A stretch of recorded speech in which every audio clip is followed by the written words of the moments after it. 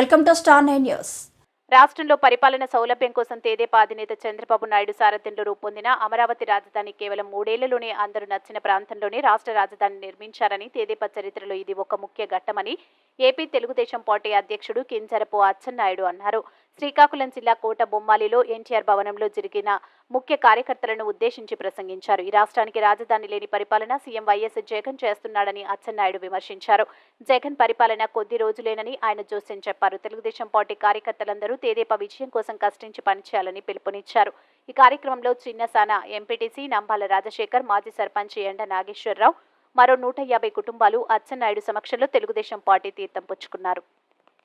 దేవుని నుంచి కోసగుచ్చినట్టుగా అమరావతి రాజధాని ఎందుకు వచ్చింది, ఎవరు సహకరించారు, అందులో ఏం జరిగిందో కోసగుచ్చినట్టుగా ప్రజలకు అర్థం కావడానికి అమరావతి ఫైల్స్ అని చెప్పి ఒక సినిమా తీశారు. ఆ సినిమా రిలీజ్ కాకుండా కోర్టులో వేస్తున్నారు. సినిమా హాల్ ఓనర్స్ కి ఆ సినిమా వేస్తే మీకు లైసెన్సులు రద్దు చేస్తామని బెదిరిస్తున్నారు. ఏం జగన్మోహన్ రెడ్డి, నీకెందుకు అంత భయం?